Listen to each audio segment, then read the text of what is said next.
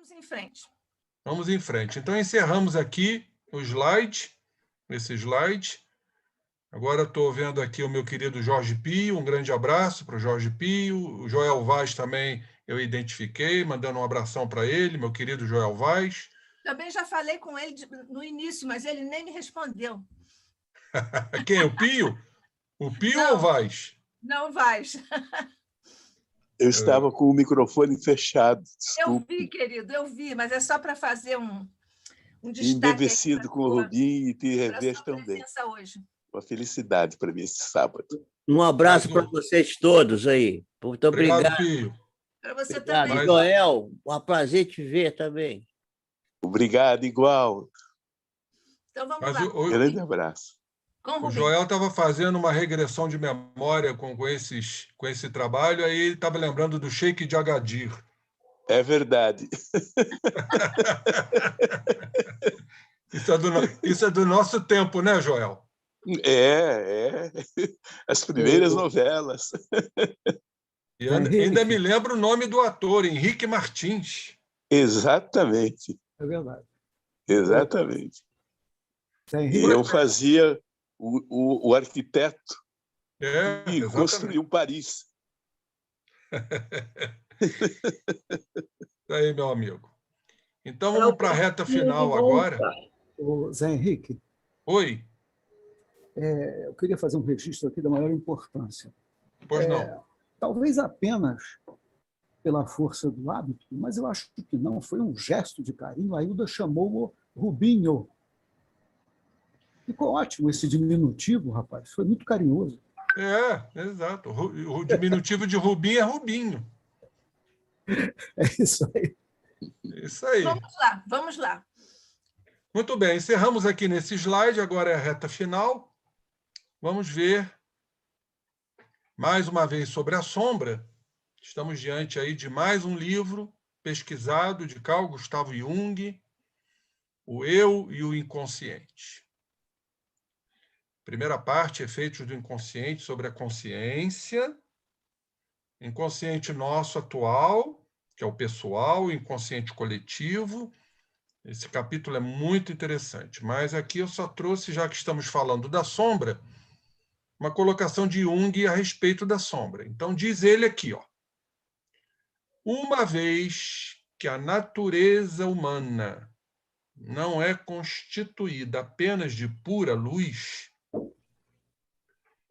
mas também de muita sombra, as revelações obtidas na identificação das sombras, pela análise prática, ou seja, sabemos que a psicologia junguiana é psicologia analítica, ele utilizava no consultório. Então, as revelações obtidas por esta análise prática são, às vezes, penosas, e tanto mais penosas, quanto mais se negligenciou antes o lado oposto. Meus irmãos, esse slide aqui é de uma beleza, é esplendorosa essa afirmação aqui de Jung, porque ele nos fala que a natureza humana não é só de pura luz. De onde que ele tirou isso, gente? As criaturas ainda têm coragem de dizer que esse homem era materialista, e sabemos da história da vida dele que não procede isso. Apenas de pura luz. Onde se encontra essa pura luz em nós, se não na centralidade do self, no reino de Deus que Jesus afirma, né? O reino de Deus não encontra-se nem aqui nem acolá, o reino de Deus encontra-se em vós. Esta é a pura luz, a imanência, a nossa ligação com o Pai. Estamos ligados ao Pai, a interconexão. Nós e o Pai e nós. Isso é de uma beleza incomparável, de inestimável beleza, porque mostra que o Pai está em todos nós, em todas as criaturas, sejam elas quais forem, mesmo aquelas que, lamentavelmente, declinaram, aquelas que estão praticando os equívocos, eu lamento, mas sei que todas elas vão ter que se recuperar. A dor as visitará indiscutivelmente. Nós que conhecemos a doutrina, nós que participamos de mesas medianímicas, dos espíritos sofredores, das dores excruciantes, que nós temos que ter muito consolo, muito aconchego, muito amparo a esses irmãos, porque chegarão inevitavelmente à luz, a esta pura luz. Isso me recorda a frase que Jesus nos deixou: enquanto eu estou no mundo, eu sou a luz do mundo. Porque Jesus vivenciava essa pura luz, como ele nos demonstrou na sua transfiguração no Monte Tabor. Se fez luz para nos mostrar que somos luzes. A ideia do Cristo foi essa, para mostrar que todos nós temos esta luz, apenas ainda essa luz um tanto obscurecida, apagada pelo nosso ego, por esse lado ainda do interesse, do egoísmo, do orgulho, da ambição que nós estamos vendo aí, e nós, de certa forma, não fugimos muito disso. Apenas somos mais domados. Como se reconhece o verdadeiro espírito? É aquele que doma as suas mais tendências, as suas mais inclinações. Nós já estamos domando esse nosso lado escuro, já estamos lançando réstias de luz, iluminando essas sombras. Mas Jung foi muito feliz aqui. Nós temos muita sombra ainda. E isto é doloroso numa análise prática. O autoconhecimento não é diferente. Por isso estamos sempre fugindo dessa realidade que nos pertence. Isso é penoso, principalmente porque negligenciamos esse lado oposto, que precisa ser revelado. É a autorrevelação. Somos nós que vamos revelar isso, não há outro caminho. Como estou aqui abordando esse estudo, né, do autoconhecimento, da integração para a devida diluição, é o que nos cabe, é o livre-arbítrio, que certamente já está ampliado, mais difundido em nós, criaturas um pouco mais inteligentes. Há pessoas, diz o Jung, que se abalam excessivamente com essa descoberta. E realmente, esquecendo que não são as únicas a possuírem um lado sombrio. E por isso entregam-se a uma depressão exagerada. Vamos voltar ao quadro depressivo. Se culpam. A baixa autoestima, se diminuem, se menoscabam diante da fragilidade não aceitada. Se acham impotentes, aí caem na zona de conforto, que o quadro depressivo é uma zona de conforto. Por que eu vou tentar? Se eu vou fracassar, se eu vou errar?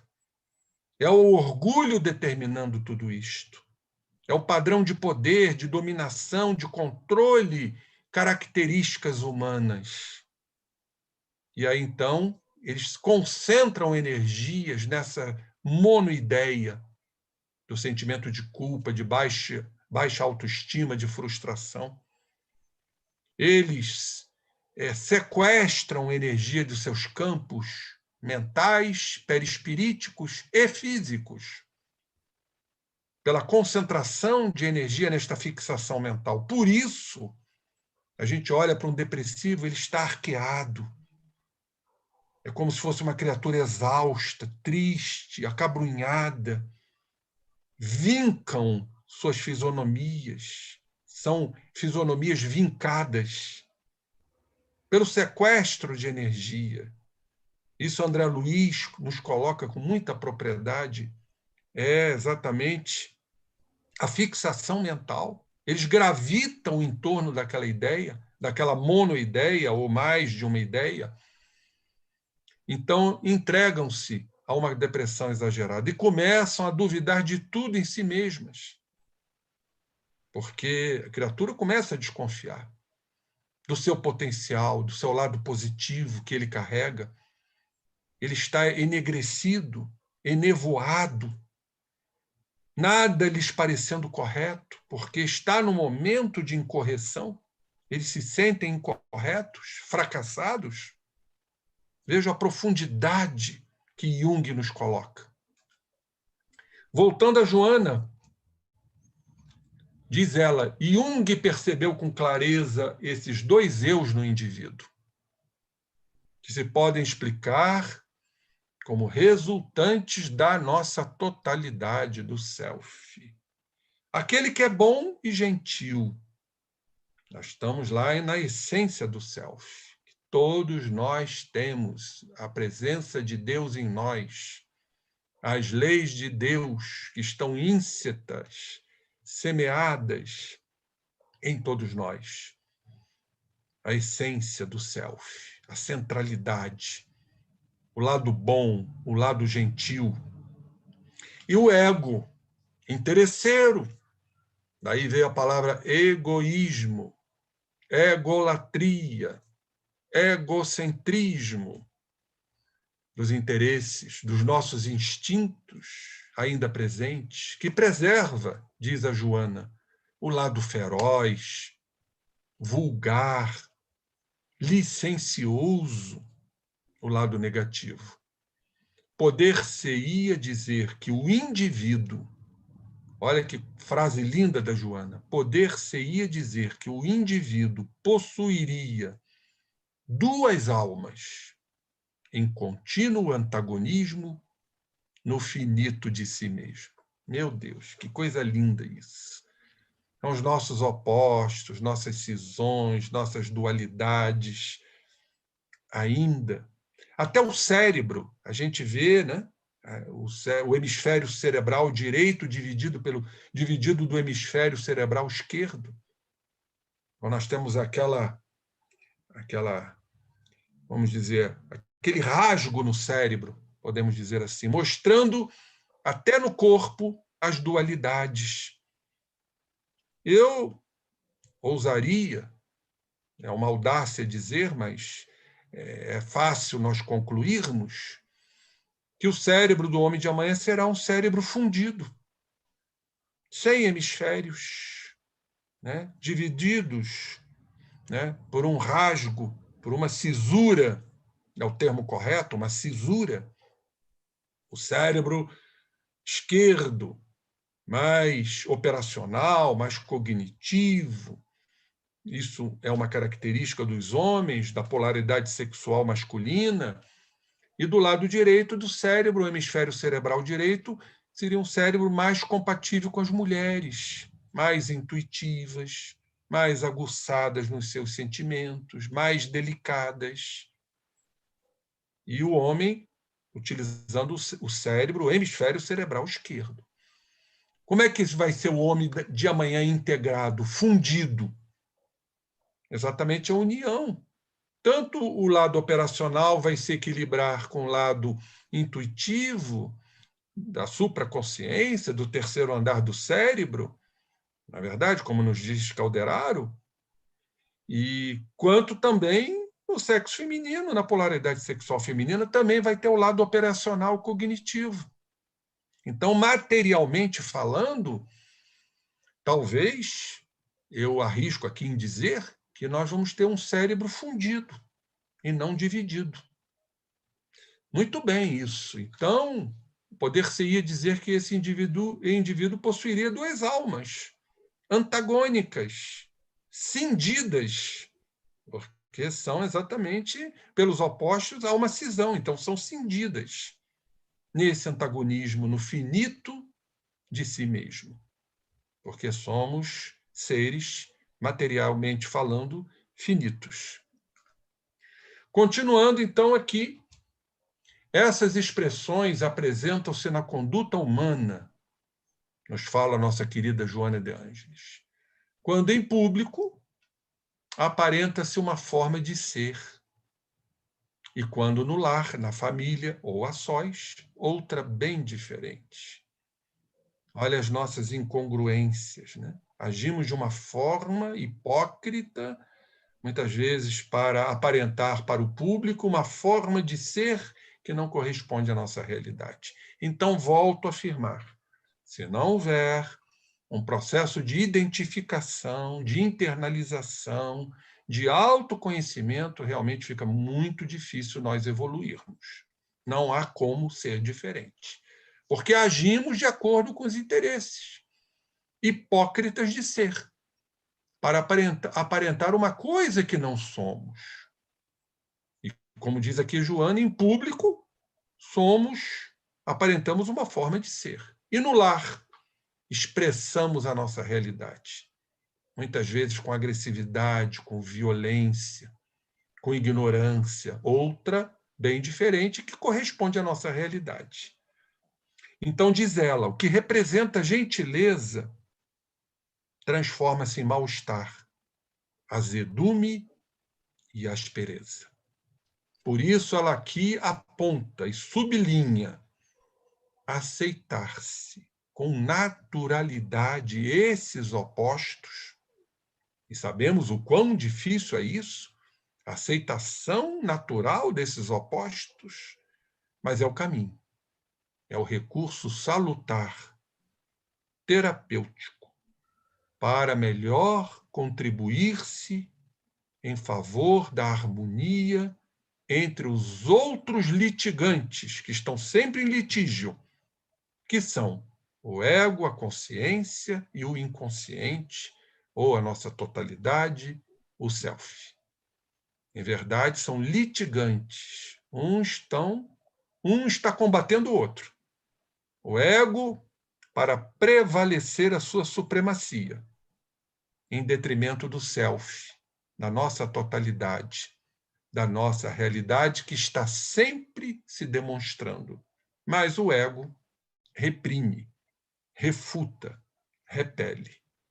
Então, precisamos desta harmonia, precisamos nos harmonizar. E eu aqui gostaria de indicar um grande procedimento que a própria doutrina nos fala, aliás, Santo Agostinho nos fala, que é o reconhecimento de si na calada da noite, no final do dia, a retrospectiva do dia, o que fizemos, deixamos de fazer.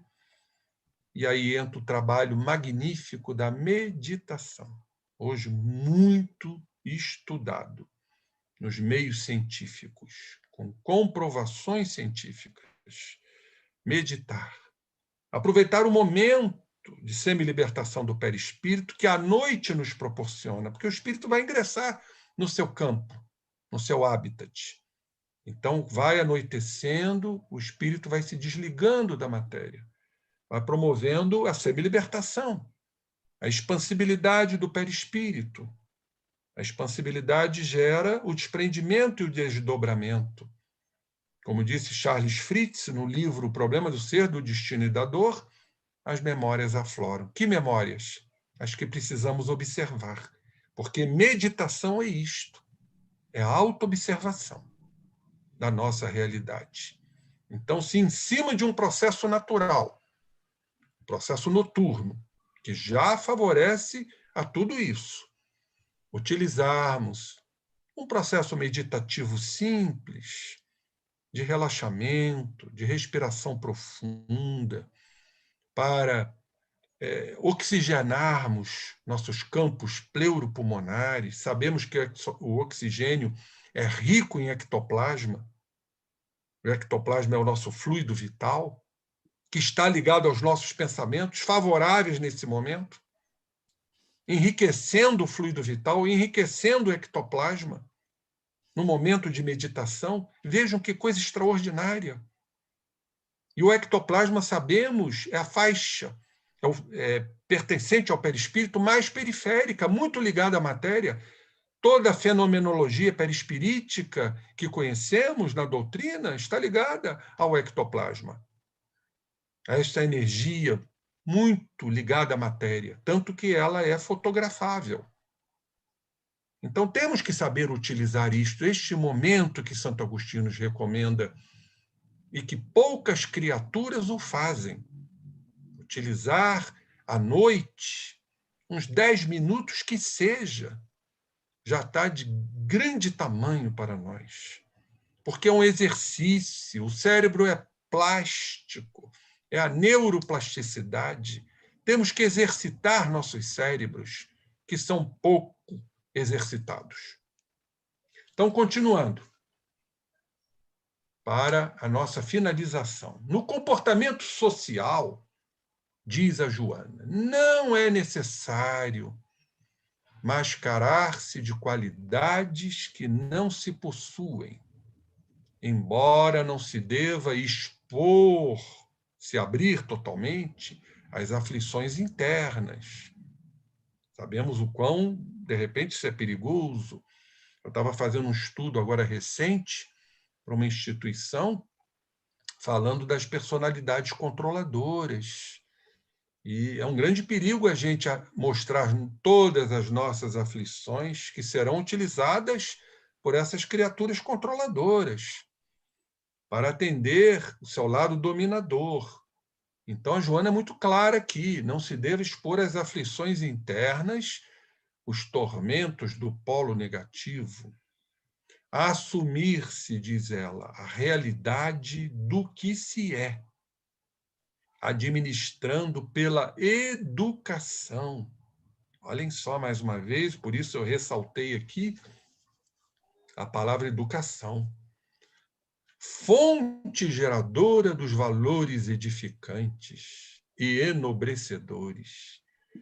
Os impulsos do desejo e do prazer, os desejos da matéria, do ter, os prazeres, o hedonismo ou sirenaísmo, voltado puramente para o prazer, é para que a gente possa transformá-los, transformando-os, como diz Joana, em emoções de bem-estar, de alegria, descarregando em nossos cérebros, né, pelo circuito da recompensa, as dopaminas, as serotoninas, as endorfinas.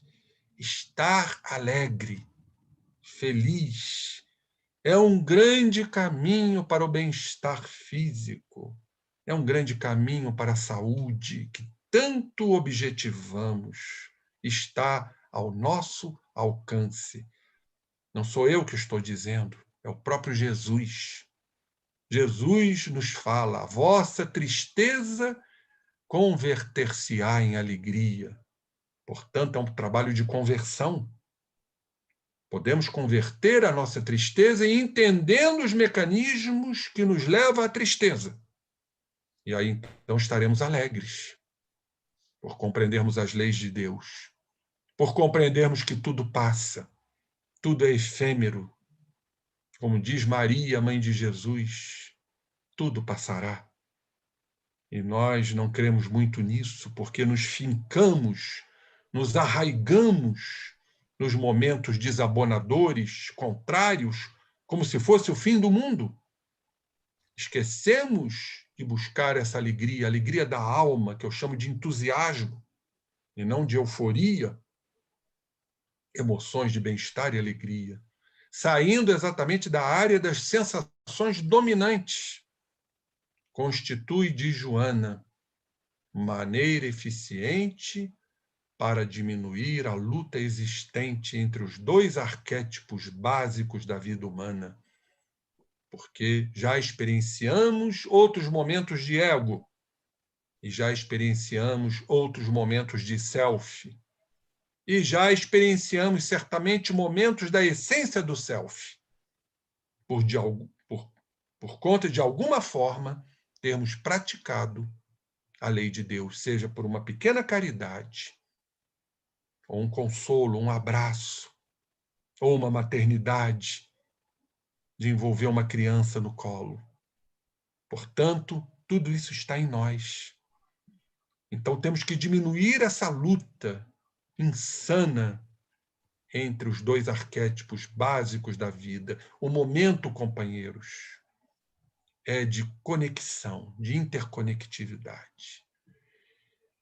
Esse é o momento de unirmos, de uniformizarmos aquilo que está ainda sob a forma de dualidades em nós, que gera certamente sofrimentos, embora ainda situações necessárias, para identificarmos o que nos faz ser criaturas duais. Então, finalizando, diz a Joana, uma religião racional, a fé raciocinada, como o espiritismo, destituída de fórmulas, de dogmas, de padrões, de crenças, que, em verdade, essas fórmulas ocultam o seu conteúdo. Uma religião que é otimista.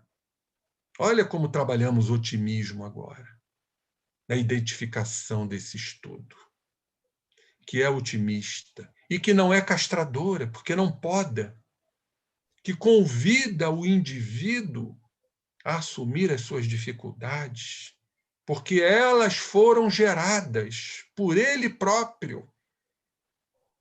É a justiça paterna, a lei de causa e efeito, a lei de ação e reação, trabalhando-as com naturalidade, meus irmãos, sem a preocupação de parecer o que ainda não consegue. E aí entra a palavra-chave, autenticidade.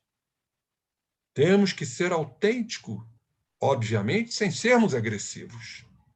Jesus sempre foi autêntico, embora amoroso. Autenticidade não significa agressividade. E qual o grande exemplo da autenticidade? É a criança que não sabe mentir. É a criança que não sabe enganar. É a criança que chora quando está com fome. É a criança que chora quando está com dor. Daí Jesus ter dito que venham a mim as criancinhas, porque é deles o reino dos céus. A criança arquetípica, a criança autêntica, a criança que mostra a sua realidade sem engodos, sem dissimular. É isso que Jesus quis dizer. Então, sem a preocupação de parecer o que ainda não consegue. Estruturada na realidade do ser imortal, com as suas glórias, com as suas limitações, que ainda trazemos muitas. É valioso recurso de Joana de Ângeles, terapêutico, para a união de todos os opostos. Falamos muito sobre isso. Estamos aqui repetindo neste epílogo, neste capítulo final de nossa apresentação. A união de todos os opostos, que cabe a cada um de nós fazê-los. A união dos opostos, que passarão a fundir-se. Olha aí a palavra, fusão, integração. Só vai haver a diluição, lembram-se da alquimia? Do H2 e do O fundindo, transformando em água, que já não será mais totalmente H2, não será mais totalmente O, será H2O. Lembram-se, né, da fusão, das núpcias químicas que Jung nos fala? Hierogamos, que quer dizer fusão química, dando lugar a um eu liberado dos conflitos, que se pode unir à divindade que está dentro de nós, sem os artifícios que agradam os indivíduos ligeiros e seus desnecessários, supérfluos comportamentos existenciais. A luta, portanto, meus irmãos, existente entre o ego e o self, entre a consciência e o inconsciente, é saudável, por significar atividade contínua. Não há cisões, não há hiatos, solução de continuidade, nada disso. É atividade contínua no processo de crescimento. Estamos aqui para crescer, e não postura estática. estagnada, amorfa, sem forma, que representa uma quase morte, diz Joana de Ângeles, uma quase morte psicológica do ser existencial. Daí, repito, Paulo ter apontado, sentenciado para todos nós: ó, meus irmãos, despertas, ó tu que dormes, levanta-te entre os mortos. Saulo estava se referindo à morte psicológica. Levanta-te entre os mortos, que Jesus te alumiará. O Cristo te alumiará. O Cristo que está em nós. A zona crística que tem que ser trazida pelo nosso esforço, pelo nosso trabalho. Portanto, humanizar-se, do ponto de vista psicológico, é integrar-se. Essa é a nossa grande proposta, integração. E vamos falar bastante sobre isso na continuidade do livro. O próximo capítulo, para o mês que vem, é a aquisição da totalidade. Então, humanizar-se, do ponto de vista psicológico, é integrar-se, fazer esta fusão. E Jesus Cristo foi peremptório, categórico, demonstrando a sua perfeita integração com o Pai. É o que nos aguarda. Quando ele enunciou, e um dia enunciaremos, eu e o Pai somos um, dando lugar à perfeita identificação entre ambos, a proximidade, a intimidade, a perfeição relativa, faceando a perfeição absoluta. Que coisa linda! Não há linha divisória. É uma espécie de realmente enxertia. Embora sejamos espíritos, seremos espíritos perfeitos, relativamente falando. E Deus é a perfeição absoluta. Mas estaremos imbricados a Ele. Estaremos anexados a Ele. E poderemos dizer, eu e o Pai somos um, dando lugar a essa perfeita identificação, aos comportamentos nobres, ao amor no seu comando, o amor que rege, pois Deus é amor, como nos disse João, o evangelista. As propostas libertadoras sem esses polos de dualidade, de oposição. Mais tarde, então, o apóstolo Paulo, superando as lutas que teve entre o ego dominante, quando o doutor da lei, rabino, e aquele self altruísta universal, quando ele se converteu às portas de Damasco e sentindo na sua caminhada os arroubos do seu apostolado, vivenciando as leis de Deus, ele proclamou: já não sou eu quem vive, mas o Cristo que vive em mim. A sombra que nunca teve existência em Jesus. Jesus não tinha sombras. Dele fez a luz do mundo. E a que existia em Saulo, Paulo, por fim, iluminou-a, por ele ter se convertido, se dedicado, se entregado ao trabalho proposto pelo Cristo. Iluminou-a, diluindo-a, a sombra no amor. Porque quando diluímos nossas sombras, estamos lidimamente, verdadeiramente, ingressando no campo do amor. Encerramos assim a nossa apresentação com muita gratidão, com muito carinho, com muito amor, por momentos tão belamente passados aqui entre nós. Que possamos, então, cada vez mais trabalhar em cumprimento ao que a doutrina nos propõe, de prosseguir estudando e se reformando. Só tenho a agradecer este momento, a minha casa, que é o Instituto de Cultura Espírita do Brasil, que eu amo e dividindo com vocês esse estudo. Só tenho a dizer a todos, meu muito, muito obrigado. A minha gratidão por essa tarde encantadora que você e o grupo todo do SEB, a mim e a todos, proporcionou. Deus os abençoe sempre. Até o próximo sábado. Mas ainda temos perguntas, viu, Joel? Eu vou ouvi-las, mas a emoção é muito forte. É muito Não forte, consegui é parar a verdade. língua.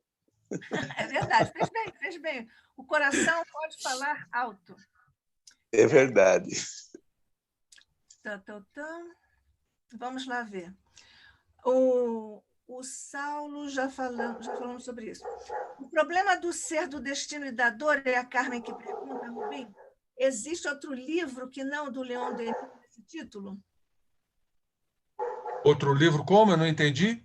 Se há o problema do ser, do destino e da dor é do Leon Denis, É do Leon Denis, é. A Carmen está querendo saber se você conhece outra obra com esse mesmo nome. Desconheço. Você citou como se fosse um Fritz. É isso mesmo. É verdade. Mas existe um livro com o mesmo título de outro autor. Eu desconheço. De quem é, por favor, esse livro? Desculpe, eu não vou conseguir me lembrar, mas soube disso há pouco tempo na livraria do IEBM em Niterói. Eu vi o outro autor na capa do livro e digo, isso não é do Leon Denis? Aí a moça que estava vendendo me explicou. Eu posso dar uma olhadinha para trazer depois. É porque você citou como sendo de um Fritz. Não. Espera aí, deixa eu fazer uma retificação.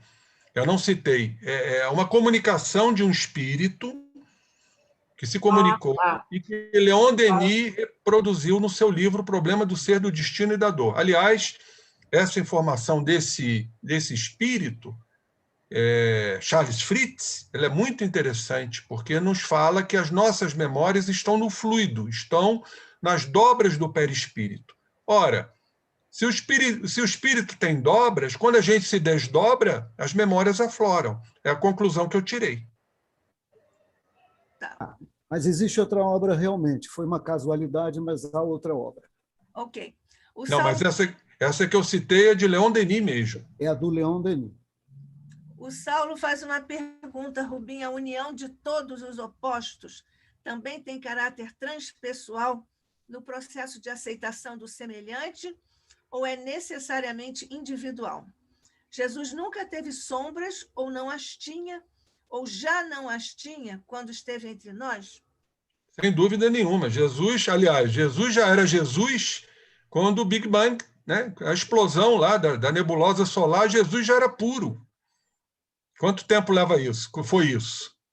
O Zé Henrique, nunca, no caso, seria uma palavra que não se aplica. Ele já era realmente de tempos imemoriais, mas o nunca é perigosíssimo. Ele cresceu, senão se ele tivesse, de repente, sido o que não teria méritos tantos quanto a gente sabe que ele tem. O que me preocupou foi a palavra nunca. Jesus nunca teve sombras ou não as tinha, já não as tinha, quando esteve entre nós. Talvez seja um problema de interpretação. Nunca no sentido de quando Jesus esteve em nós, ele não tinha mais sombras. Sim, foi isso que eu entendi. Eu também entendi dessa forma. Okay. Claro que Jesus, não é, teve lá a sua evolução que desconhecemos, né? Uns acham até que ele teve evolução vertical, que eu não concordo, todos nós erramos, talvez tenha errado menos. Agora, desconhecemos isso. Como é que nós podemos afirmar a evolução de Jesus? O que sabemos, pela nossa literatura espírita, que desde o momento que ele esteve entre nós, ele já era um espírito puro. E, obviamente, por ser um espírito puro, não tinha sombras. Certo.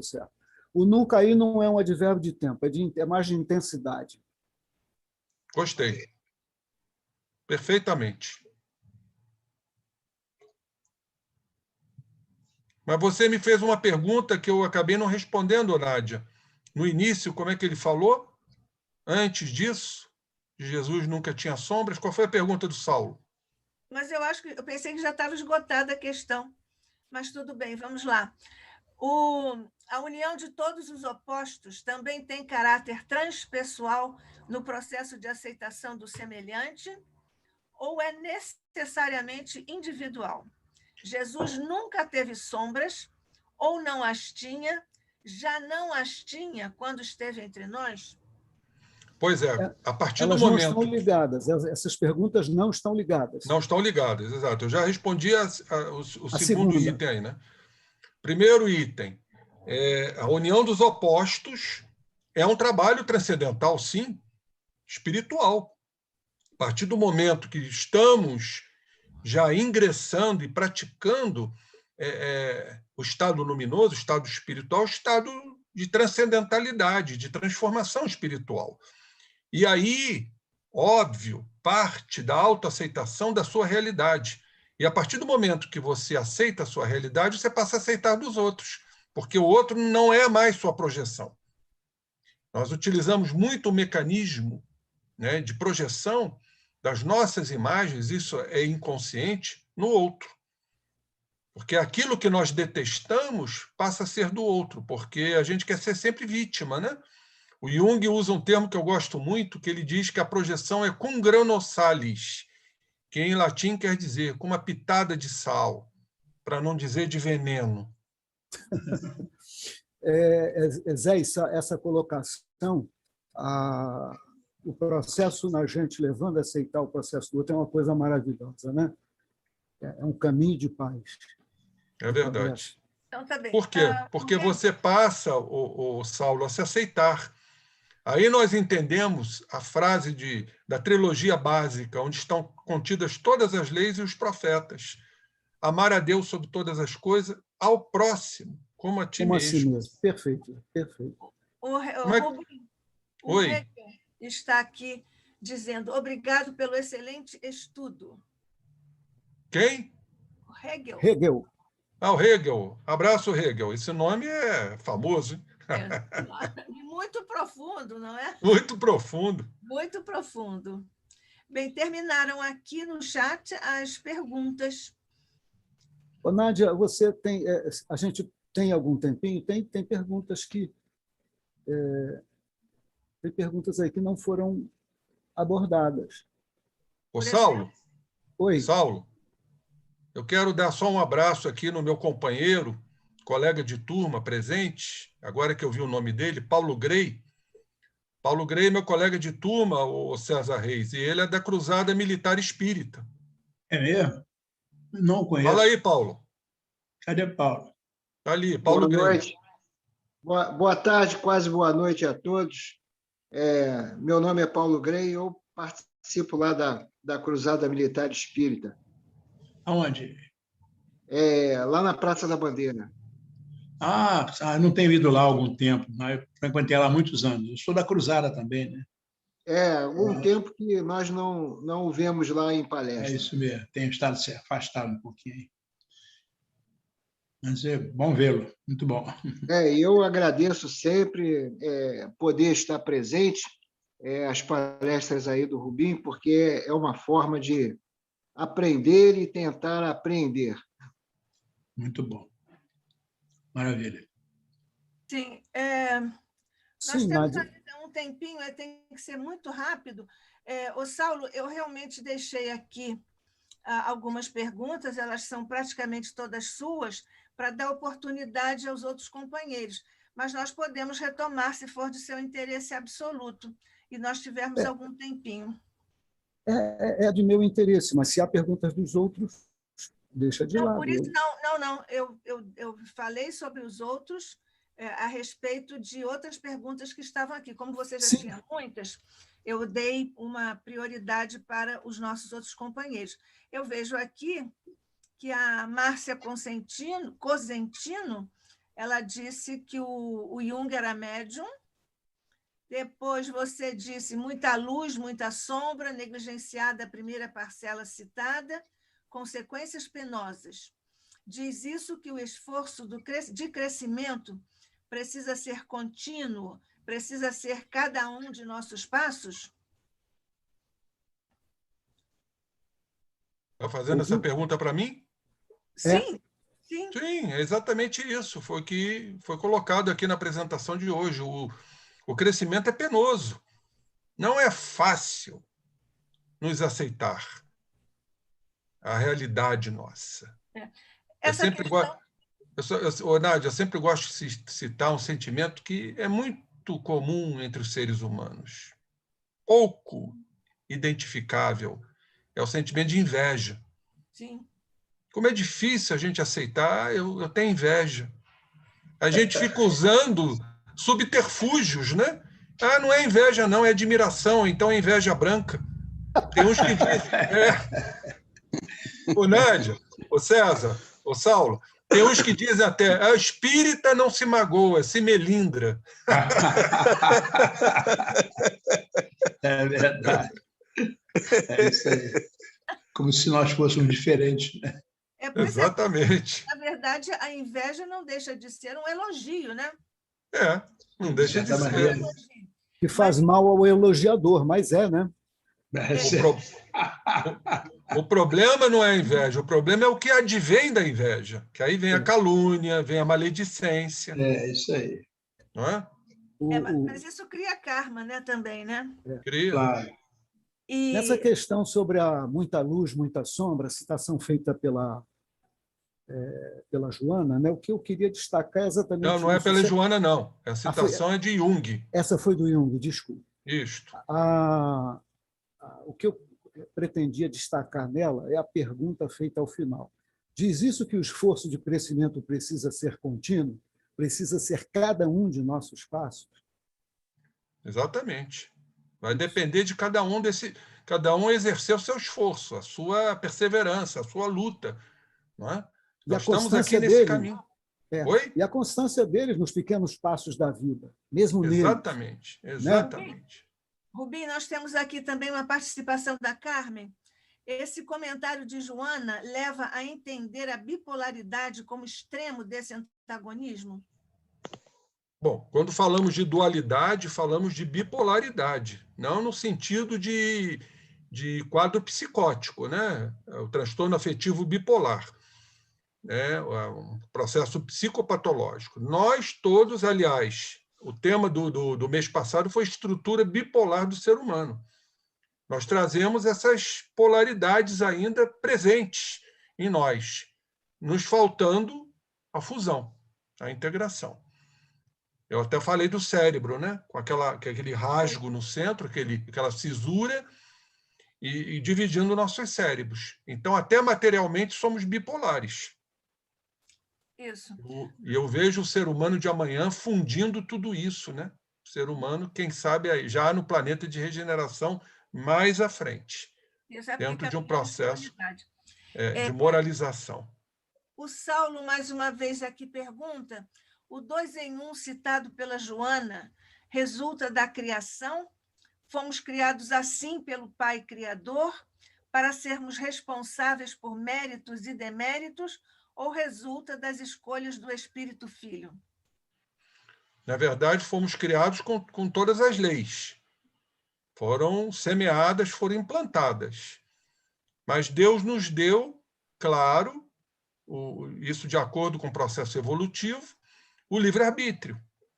O livre-arbítrio, no seu início, era infradesnivelado, ou seja, prevalecia mais o determinismo. A partir do momento que vamos nos desenvolvendo, em que as reencarnações propiciam isso, vamos tendo mais condições, fruto da evolução da inteligência e, de certa forma, também da moral, nas nossas experiências, evoluindo para esse processo, né? de escolhas e de livre-arbítrio, até chegarmos à compreensão do que precisamos modificar, colocando as leis de Deus, né, na vanguarda. A gente chama de o carro abre alas, né? Bom, nós não temos mais perguntas, também já estamos sobre o tempo, Rubim. Só, Nádia, só abrilhantando um pouquinho, que já estamos numa reunião de família, né? Eu chamo de o carro abre alas, que vocês devem ser do tempo daquela música, porque é o bem que está pedindo passagem, né? E todos devem se lembrar como era a música, né? Oh, abre alas que eu quero passar. Chiquinha Gonzaga. Chiquinha Gonzaga, junto que o Ernesto, né? Não tinha o Ernesto também presente? Ernesto Nazaré? Bom. É do Era teu o tempo do Joel, Saulo? esse é o tempo do Joel. Eu sou do samba, deixa eu passar. Olha aí, Eu sou da lira, não quero Não posso negar. negar. Roda Olha, de samba, eu quero passar. olha. eu proponho um sarau depois da prece.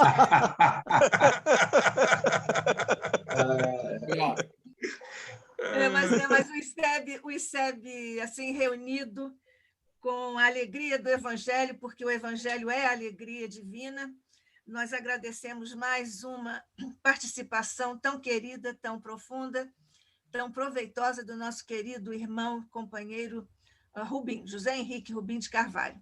Muito obrigada, Rubim. Até o nosso próximo encontro com esse estudo que você realiza aqui para nós até o mês que vem, não é isso? Se Deus quiser. Um tema renovado. Deus te abençoe. Mês que vem, não. Mês que vem é julho. São sim. aqueles tópicos especiais, né? Isso, nós temos quadros especiais. Então, vamos Mas lá. eu tenho um horário mês que vem, não? Não, não tem, não. Ele próprio disse. Cláudio Conte, Ivan Tauil, César Reis, Jorge Pio e a doutora Luzia Matias. E a Luzia. Então, só no segundo... Mas, se quiser, eu cedo meu espaço tranquilamente. É um ganho para todo mundo. Então, tá bom. Então, tá bem. Então, agradecendo, vamos orar, não é isso? Eu vou ler uma página para César fazer a Posso prece. ceder o meu também, se quiser. É o quê? Eu posso ceder o meu espaço também para o Rubim, se ele quiser. Não, querido Pio, eu quero Daqui a pouco você vai fazer o mês inteiro, pelo visto. Ô, Nádia, Ei. Antes de você fazer a leitura e o encerramento, quero mandar um abraço também da Débora Petrobon, que está aqui presente. A Débora está hoje em Póvoa do Varzim, lá em Portugal. Oh. Muito bom. Então, já foram a Póvoa do Varzim? Eu nunca fui. Eu também não. Então, Débora, você seja muito bem-vinda. Volte aqui ao ICEB sempre.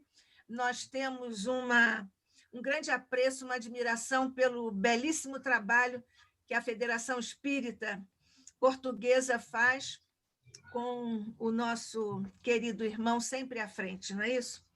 Então, vamos em frente. Podemos agora encerrar? Podemos. Podemos? Então, tá bem. Nós vamos ler de um pequeno grande livro, Liberta-te, Alma Irmã, uma edição do Lar de Teresa, mensagem psicografada pela nossa querida dona Brunilde, do Espírito Icleia, esse doce espírito. É uma página que ela intitulou Ergue-te e Avança. Sofrendo, lutando, chorando embora, prossegue, alma irmã, em tua trajetória. Muitas vezes te surpreenderás envolvido pela solidão, beirando o desânimo, como se nada mais te restasse a fazer, senão entregar-te ao pranto desolador. Reage, porém, firmemente, para que essa nuvem traiçoeira não te impeça a visão das metas que te determinaste alcançar. Não estás só, nunca estarás. Ergue-te e avança. Vamos orar, meus irmãos. Jesus amigo, amado Mestre, Senhor, bons espíritos que nos amparam, inspiram e orientam, agradecemos por esta tarde luminosa que o nosso querido amigo, irmão Rubim, nos trouxe tantos ensinamentos, que nossos companheiros do Esperanto, a língua da fraternidade, também nos trouxeram tantos ensinamentos bons. Por estímulos positivos, para que nós possamos crescer um pouco mais na direção do bem. E nós queremos pedir, Senhor, ainda, que esse crescimento se faça, aurindo forças nas fontes inesgotáveis da tua misericórdia, do teu amor, da tua luz, para que realmente possamos ultrapassar as barreiras de nós mesmos e, amparados em ti e nos bons espíritos, possamos efetivamente pensar no bem, sentir no bem e fazer o bem. Agradecemos, Senhor, por essa tarde de luz e te pedimos que nos dês forças, disposição e coragem para que possamos cumprir os ensinamentos que nós recebemos aqui na tarde de hoje. Abençoa-nos a todos, abençoa o nosso ICEB, a todos os participantes virtuais dessa nossa atividade. Abençoa, Senhor, o nosso Brasil, a humanidade inteira. Que seja um momento de irradiação do bem, que das fontes fecundas e infinitas da tua misericórdia desçam sobre toda a humanidade esses bálsamos que regeneram, essas vibrações positivas que curam. Enfim, Senhor, este amor, esse otimismo, essa confiança, essa paz que nos vem da fonte inigualável do teu coração, Jesus. Obrigado. Fica conosco. Assim seja e graças a Deus. Graças a Deus. Muito bem, meus amigos. Vamos lembrar que na semana que vem a previsão é que nós tenhamos aqui de volta a doutora Luzia Matias, né? Há algum tempo sem estar conosco. Ela vai nos falar sobre vida, detalhes e soluções. E também temos a previsão do nosso doutor Rafael Melser, né? Que vai nos falar sobre saúde, a integração do homem ao mundo natural, né? Então, é um final de junho muito bom, programado, né? E logo a seguir vem o julho aí com esses seminários, né, especiais que são tão importantes para o nosso setor. Então, Nádia, por favor, encerre a nossa tarde. Graças a Deus, sob a luz do Cristo, o manto de Maria, o afeto dos nossos amigos espirituais, dos nossos anjos da guarda, rogando Jesus, vibrações de consolo sobre todas as dores que se estendem agora no final dos tempos, sob teus crísticos olhos. Que assim seja. Assim seja. Muito obrigado, boa tarde a todos, fiquem em paz. Gostei de te ver, Joel, que bom te ver, hein? Da mesma maneira, feliz de ver nosso novo todos. Associado efetivo. Né? Tem que voltar, viu, Joel? Obrigado, Nádia, obrigado a todos. Obrigado por te ver, Joel, meu querido amigo. Companheiro da Cruzada também, prazer em revê-lo, que bom, que bom. Muito obrigado a todos. Boa noite. Alegria vê-lo. Boa noite, Grande Pio, boa abraço. noite a todos. Obrigado. Boa noite Um a abraço a todos. todos. Doutor Jorge Pio, Deus abençoe. Um abraço a todos. Meu abraço, Pio, também, meu querido Tchau, amigo. querido. Fique com Deus. Você também. Obrigado pelo estudo. Um abraço a todos. Saúde e muita paz. Eu que agradeço. Muito bom. Eu vou ser o último, que os últimos serão os primeiros. Esperto, hein? Você é o último também. Zé Henrique, há um problema de sentido que gera uma certa polêmica sobre essa sentença. Alguém disse que os últimos serão os primeiros a se atrasarem.